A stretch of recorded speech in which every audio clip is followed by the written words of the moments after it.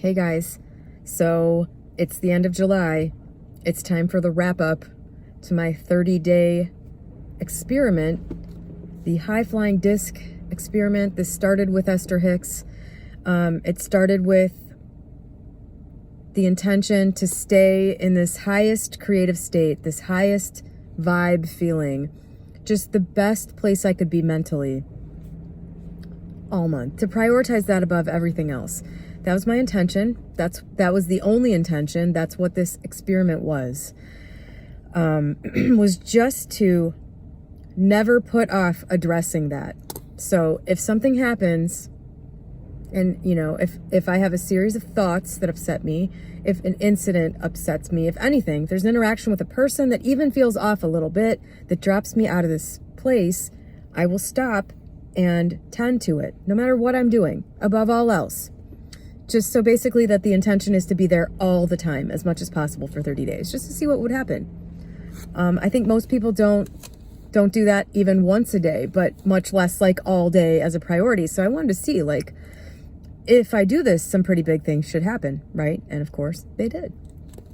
This was one of the most life-changing months of my life. It was one of the best months of my life. And it also had this amazing eternal quality to it that anybody who's spent any time purposely living in the present will probably understand this.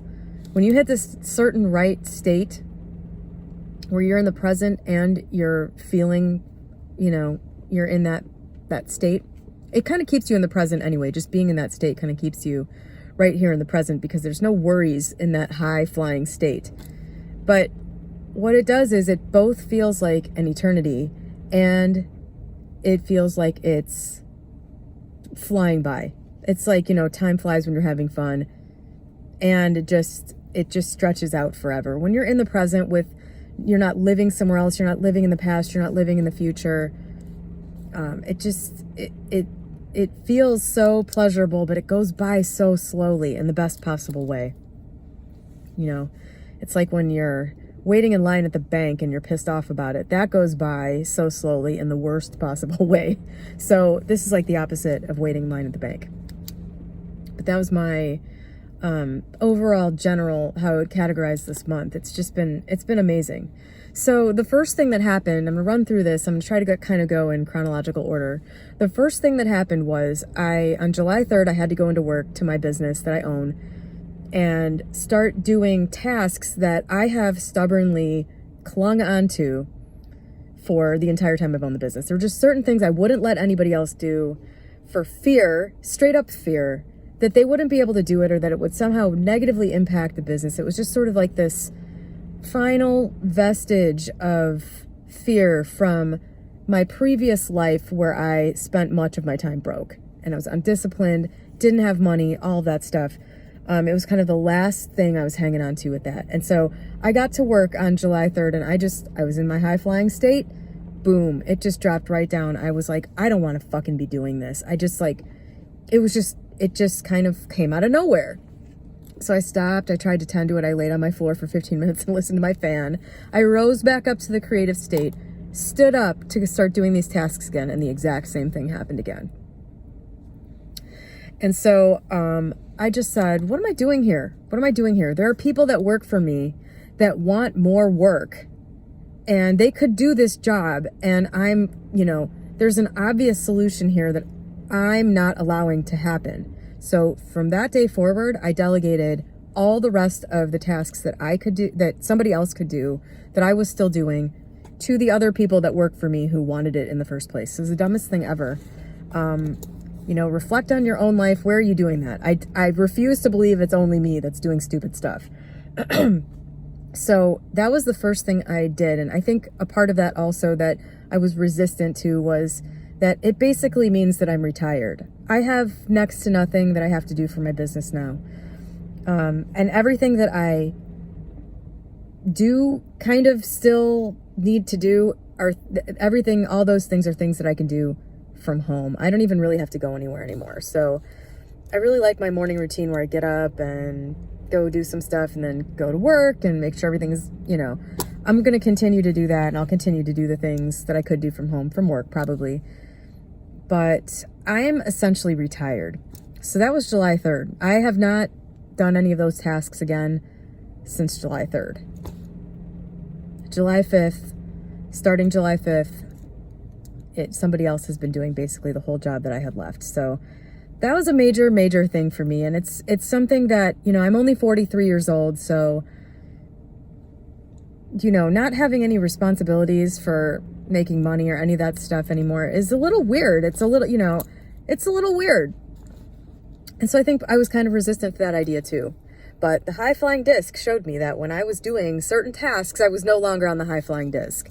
And while for some people, you know, that might be a thing that you have to work through in some other way because you don't currently have a choice, for me, that was just an indicator that I was doing something that I shouldn't be doing anymore. And so that was pretty amazing. Honestly, if that was the only thing that happened this month, that would be a pretty fucking big deal.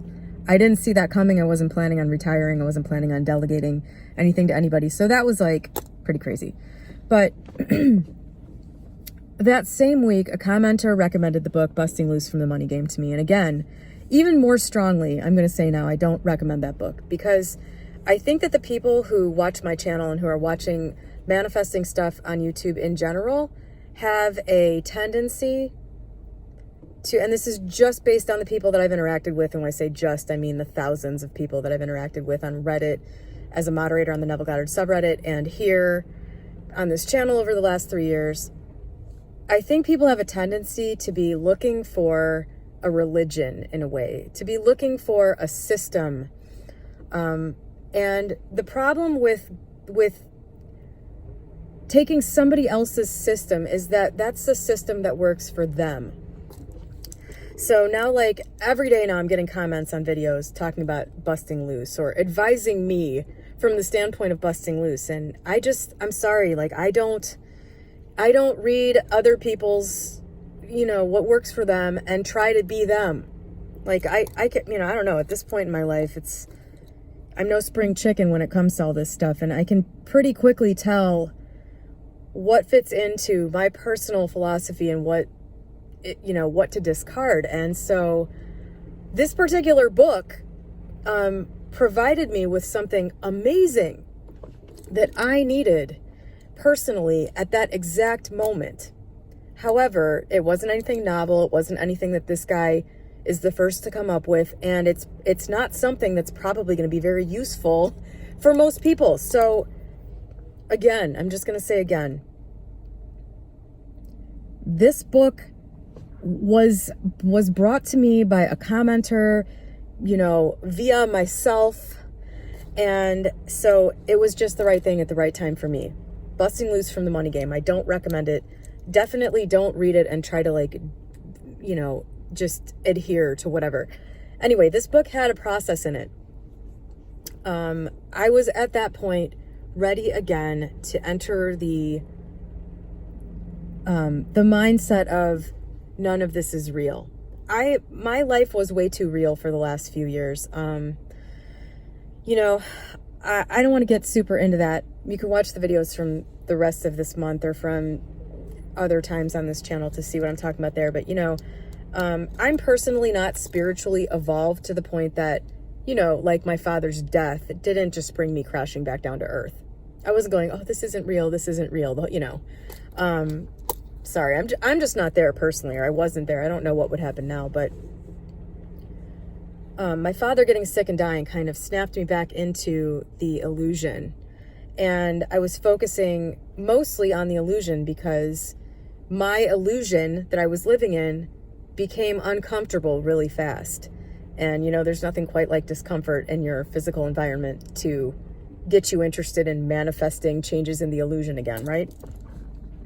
So this book had a process that was exactly what I needed because I was already kind of, you know, from this experiment, from being in this higher place all the time, just for like a week, I was already looking for, you know what I mean? That kind of was already putting me in the place where I needed something to give me a quick shift. And this book is what did it. It had, you know, a quick process, which was basically what I replaced the meditation with to get back into the high flying state. I replaced the meditation with this process, which is simply anytime anything would knock me off the high-flying disc, I would then apply this process of reminding myself that I was creating this entire thing and that it's not real, that it's a movie on a screen. It's a very immersive experience. It's like a virtual reality.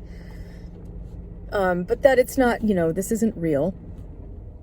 And to look at the thing causing the discomfort as something I was giving my power to in the external, which is, again, this is kind of where I start to deviate from that book. It's just, I'm looking at it as something that I'm energizing, something that I'm believing. I mean, this is just another way of saying all of the same stuff that we've been talking about on this channel for 3 years. It's basically something outside of me is a misperception, period. It's a misperception. It's either not real or it's a false belief or however you want to look at it. So going through this process of stopping and remembering this and then intentionally, purposely de-energizing it. And that worked really beautifully for me most of the time. It's just, there's nothing special about that. There's nothing special about that book. That was just a little sort of 1, 2, 3, 4, 5 step thing that just really worked for me thanks to this experiment that I was doing. So that was brought to me via somebody who commented on my channel, serendipitously at exactly the right time. So that's the next thing that happened. And around the exact same time, I became very interested in trying microdosing. I don't know how those two things came together. My ex, who I've talked about on this channel a lot, who I own a business with, who I'm still very much involved with, is somebody who has extensive experience with psychedelics. And throughout our whole relationship and the 7 years that we were together and the 8 years since then that we have not been together, he has often, encouraged me or in a way or something that I've been very resistant to, eat some mushrooms and just see what happens. And I've just been like, no. Because the idea, I don't know why, the idea of that it was never appealing. The idea of having sort of what to me would seem like a supernatural experience of any kind was just not at all appealing. I was really afraid of that. And for whatever reason, a week into this experiment, I was like, yeah, I'm really interested in that, actually. I think I want to try the microdosing and kind of work my way up to some of the more profound experiences. I'm ready for that. I don't know why, I just was ready for it suddenly. And at the same time, I also sort of happened to have a immediate and willing source, not my ex. Anyway, so I wanted to, and then there it was. It wasn't like I had to go looking for it or something. So I started microdosing, which was pretty profound the first few times I did it.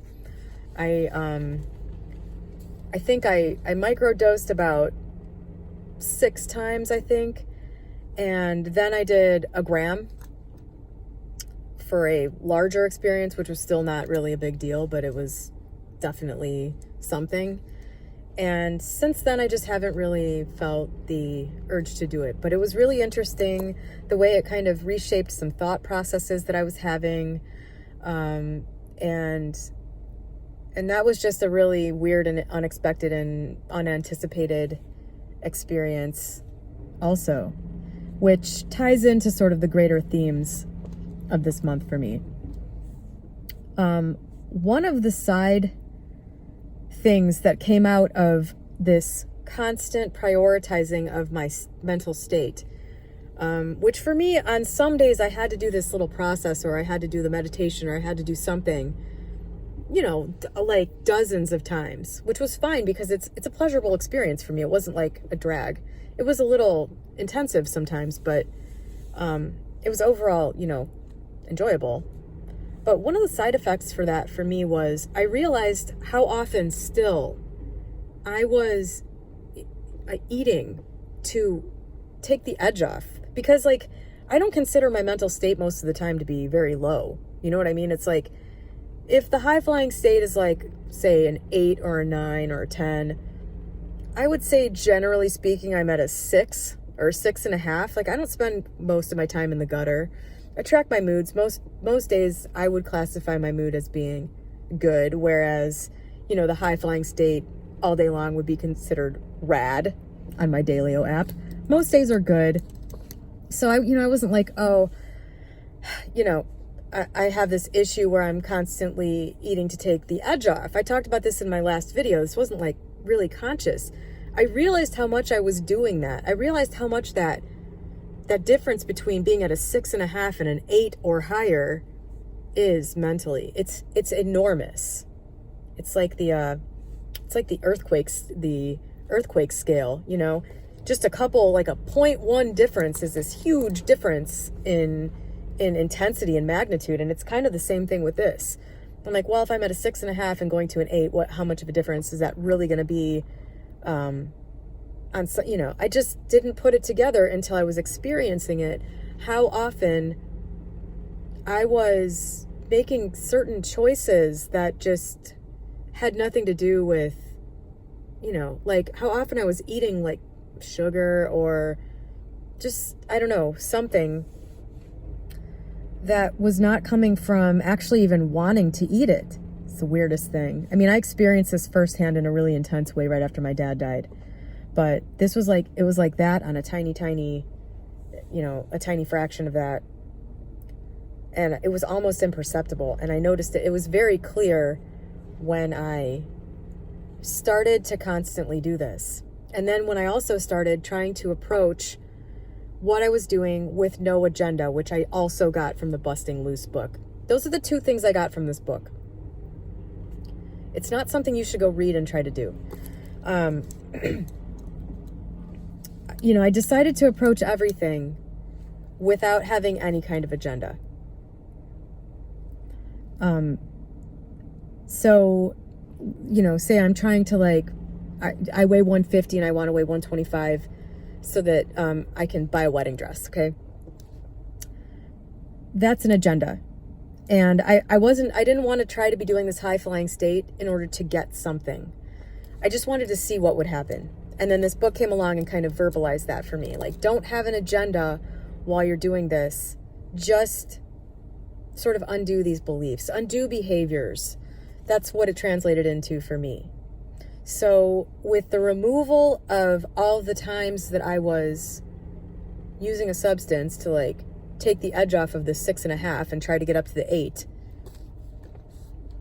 the absence of that made it really obvious what was happening. So that wasn't happening anymore.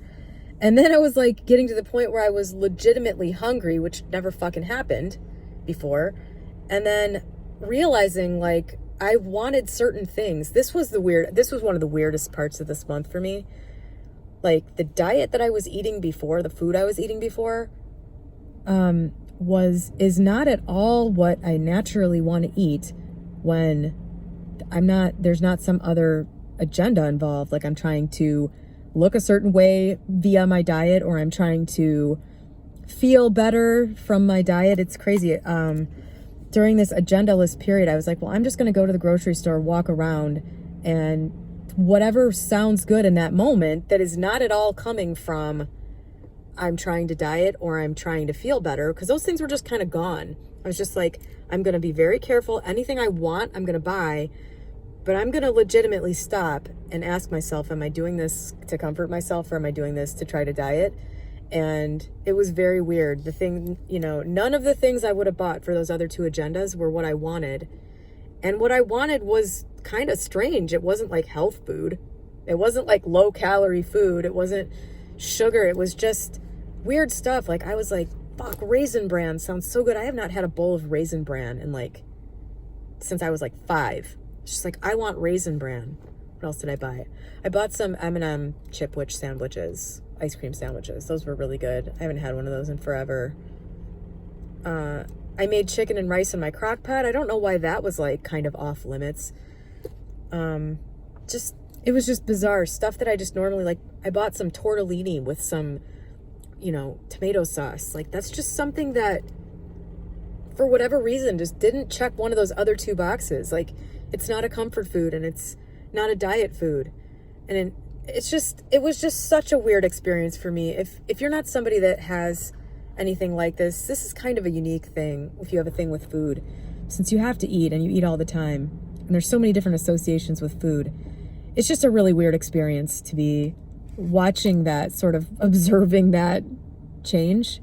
It's really weird. So yeah, that started to happen. Okay, so those were sort of like, that was like the first half of the month. That was what was going on with me for the first half of the month. Some weird little things happened during this time also. The door handle on my car started to break, and on like July 4th or something. And I took it to the Honda dealership, and they were like, they quoted me $600 to fix it. And it was going to take a week. And I was like, well, that sucks. Like, I don't really want to spend $600. It's not even broken yet. It's just kind of like sticky. And during one of my micro doses, my mom called me, one of the bigger ones. My mom called me and invited me over, and I couldn't come up with a reason to say no. I was planning to just like lay there. And so I went over to her house, and my uncle was there. My uncle, who owns a body shop, a auto body shop. And I said, hey, can you just order me a door handle? Because my door handle is sticky and whatever. I told him about the dealership and the week wait. I was like, can I just order the part through you so that I can just have it? And then when the door handle breaks, I can just have it put in then. So I was like, I'm just gonna, And he was like, oh no, come in, I'll do it for you. And I was like, oh yeah. Like, I hadn't even thought of asking him to do it. I don't know why. I'm like, that's what he does. Like, this is an auto body problem. I don't know why I was thinking only the Honda dealership could do it. Within like 2 days, my door handle was fixed for free. He didn't even ask me to pay for it. I tried to pay for it, and he was like, no, it's your birthday present. Okay. Another big thing that happened at the beginning of this high-flying disc thing, I went through a very clear phase of being really in touch with how not real everything is here. Like, it was so, it was just one of those periods of time where that's all I was experiencing. And from that state, I just said, well, what do I want? Because I can have anything I want. This isn't real. So, oh my God, there's the biggest, most beautiful butterfly I've ever seen. Holy shit, that thing looks like a bat. I was like, well, what do I want? What do I want, like, with money? Money, I already have so much of it, but I was like, I could use more. So I was like, I want $10 million. That's what I want. I want $10 million in my brokerage account, like, in, like, liquidatable. That's what I want. Just as soon as possible, in whatever way. That's what I want. And almost immediately, I don't know, you can look up whatever date this was, but, the crypto XRP has been tied up in legal battles for I don't know how long, maybe like years at this point. Out of nowhere, all of a sudden, XRP wins its case against whatever government agency was suing it, for being a security. It was ruled it's not a security. It's tradable again. My ex and I have an absolute shitload of XRP coin. An absolute shitload of XRP coin. And so immediately, it's been tied up. You couldn't trade it. You couldn't liquidate it. I had taken it off my finance spreadsheet as a total loss. I was just like, we're never going to see a dime of that again. It's available now. It's worth a ton of money. That happened like right away. So that happened like right away.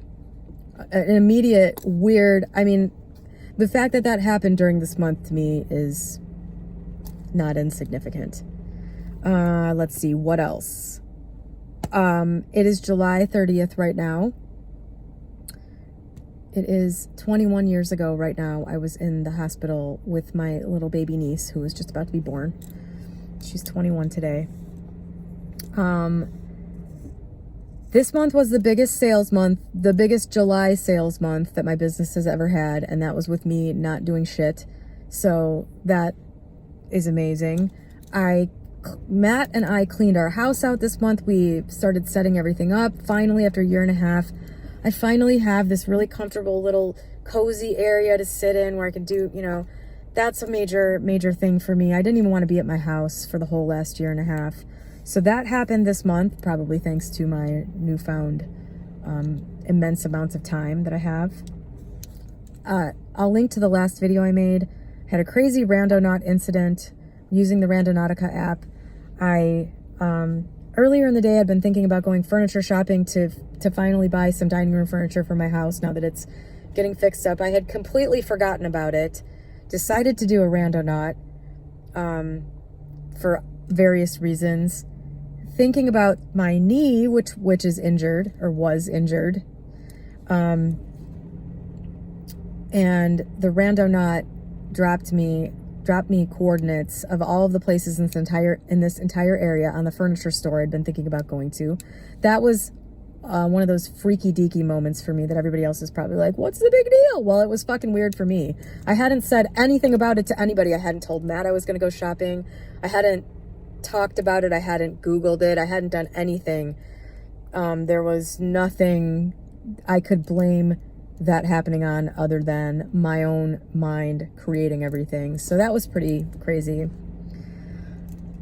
Matt has improved so much this month. He was really having a rough time last year for a number of reasons, and he started to really improve in March, April, May this year. He's having physical problems, which were, making him kind of depressed, and he's doing great. Like, things have improved dramatically for him this month. My ex, who for years I've been like, you got to go to therapy. You need to go to therapy or something. I've just been like, he's got a sort of not traumatic exactly, but I mean traumatic childhood. He was an immigrant from Ukraine who moved here in the early 80s. And, just anyone out there who has a similar experience will understand. He felt like, the odd man out. Because he was an immigrant, he didn't have as much money as everybody else. And, during like the 80s and 90s and especially during that era, I don't know how it is now, but, that was just like the teenage years were just, you need to have the right clothes. You need to have all the, right stuff. It wasn't, I don't know how it is these days. I'm sure there's a similar theme running through everything, but, he just never felt like he had the right stuff and all that. I'm like, really shouldn't be talking about his personal business, but just, that has impacted him throughout his life. And I was just like, that's still impacting you to this day. So I've been making this channel for 3 years about changing your beliefs and how your beliefs are creating your reality and all that stuff. And I've just been like, you gotta like go deal with this stuff. And he went and had this session with this like hypnotherapist, past life regression, this person trained by Brian Weiss, the Many Lives, Many Masters author, and by, I think his name's Michael Newton, the Journey of the Souls guy. This therapist, like, was certified or whatever, went through their training courses for both of those guys. He went and had this amazing session on, like, July 5th. It was, like, right at the beginning of this. He went and had this amazing session where he was hypnotized and all this stuff got worked out. And he's been, like, so happy all month. So crazy. And I was the one that told him to go do that. I'm like, you need to go see this specific person, because I was like, I know this person is gonna appeal to him, to Gene. I was like, this is right up his alley. This is a lot of weird shit. He'll be into this. Like, this isn't like a regular therapist.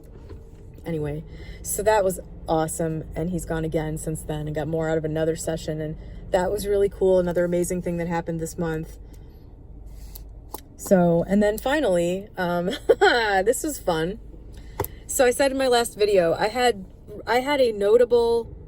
one notable night out of this entire month that was awful. It was last Wednesday. I kind of tricked myself into thinking that I could think about something that I definitely have an agenda for. I was trying to drop all that, not have an agenda. By the way, being agendaless and intentionless is my intention for next month, for sure.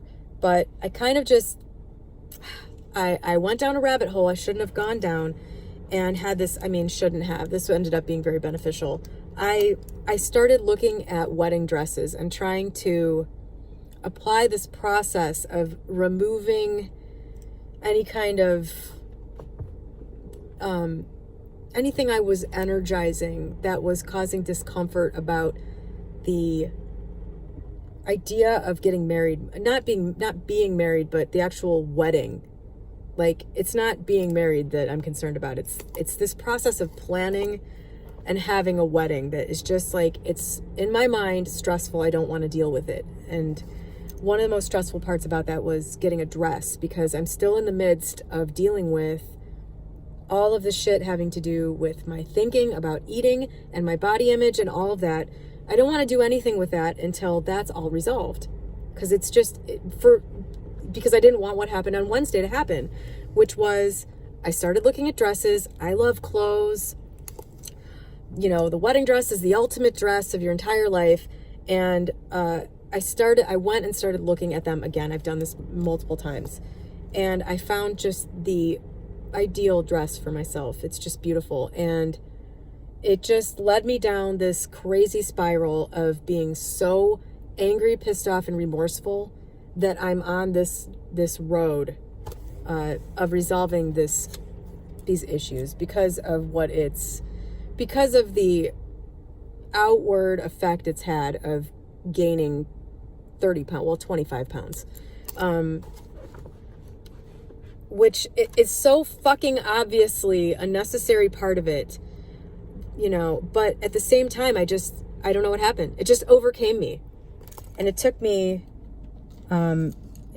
quite some time to get past that. I was still upset about it for almost the next day, but the outcome of that is that after posting that video, my last video, about an hour after that, I just said, fuck it, I'm just going to buy that dress. What am I waiting for? So I did. I bought the dress. I said yes to the dress. So anyway, I bought a dress now. Whether or not it's the actual dress I end up wearing, I don't know, because I haven't even tried it on yet. And we all know from Say Yes to the Dress that the dress you think you want is often not the dress that you end up wearing.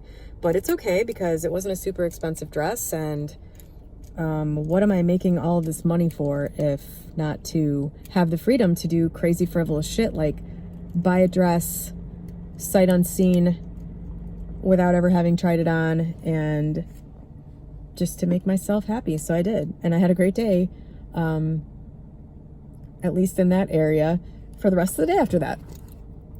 So that is my month. That's my July. Things are radically different for me mentally than they were a month ago. Radically. I don't know if I'd go so far as to say a before and after, because there's been a long road to this point, with a lot of things in terms of freeing myself mentally from this self-image prison. I don't know if I'd say there's a before and after. That's usually how I look at whether something was like really significant. Like there was life before this and life after this, but this was pretty major. It was sort of like a mechanical correction. Like everything it's like the perceptions or the beliefs or the ideas are there, the right ones, the ones that need to be there. But now it's a matter of clearing out the day-to-day. It's the surface stuff. And I feel like this was a major leap forward for that. I mean, I feel a little sentimental about it, honestly. It's like I rediscovered a part of myself that's been in there since I was a kid. And it got put away. This like normal person when it comes to this stuff got just sort of pushed aside and like locked in a closet. And like at some point I came out and I'm like, oh my God, can I really eat a banana? I mean, dude, like I can eat a banana now. That's pretty big. Even if it's not some part of some grand plan to attain the perfect body. Anyway, so that was my month. And like I just said, for the month of August, again, I'm going to really stick to this. Oh, I forgot also, since that rando nodding experience where I intended to see something that was going to help me with healing my knee specifically, because my knee has had such a problem. I haven't been able to be active at all. I haven't even gone for a walk in like 2 weeks. Since then, my knee has dramatically improved. Just dramatically. Like today I got up, it doesn't even feel like I have a knee problem. I'm not gonna do anything. I'm gonna be tentative about it. But like I feel like I could go to the gym today and it wouldn't be a problem. So that's happened in like 2 days or 3 days. I don't know.